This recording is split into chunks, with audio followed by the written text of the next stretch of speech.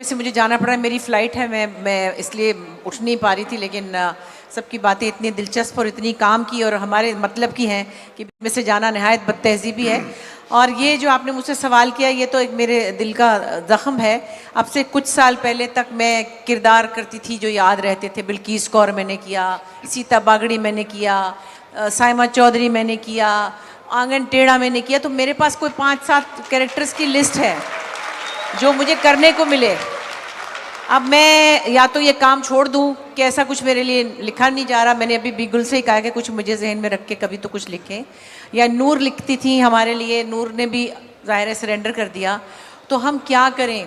हम सब सोचते हैं, मैं, सबा, रुबीना, समीना अहमद, हम सब सोचते हैं कि क्या करें। मैं वैसे 1.5 साल बाद मैंने ये 2 ड्रामे किए, मैं नहीं कर पा रही थी।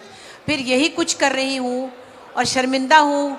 मेरी बेटी ने मुझे कहा कि आप थप्पड़ मार के आई हैं किसी को। मैं कनाडा गई थी, उससे कहा अम्मा आपने थप्पड़ मारा है लड़की को।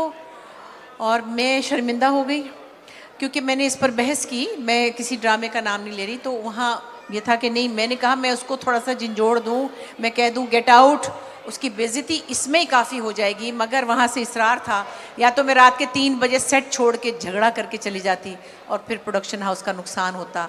तो बस फिर वहाँ, तो ये एक बहुत दुख की बात है कि वो किरदार अब नहीं लिखे जा रहे और शायद वही 4-6 किरदार हैं जिसको मैं याद करती रहूँगी। अफसोस कि ऐसे लोगों ने तो लिखना छोड़ दिया।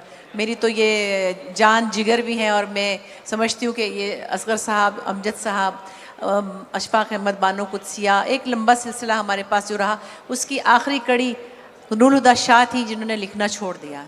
और अब बी गुल तो मुझे पूछ नहीं रही, मैं इनको भी पूछ रही हूँ। ये लोग मेरे बारे में कुछ सोच नहीं रहे कि मैं बड़ी होके क्या बनूंगी। मेरा भी तो सोचे मैं बड़ी होके क्या बनूंगी। सो आप सब का बहुत शुक्रिया and I am so sorry, मुझे बीच में छोड़ के जाना पड़ा क्योंकि दिल नहीं चाह रहा। और आप सब, I love you all, thank you. अच्छा, ये जरा इनको खाली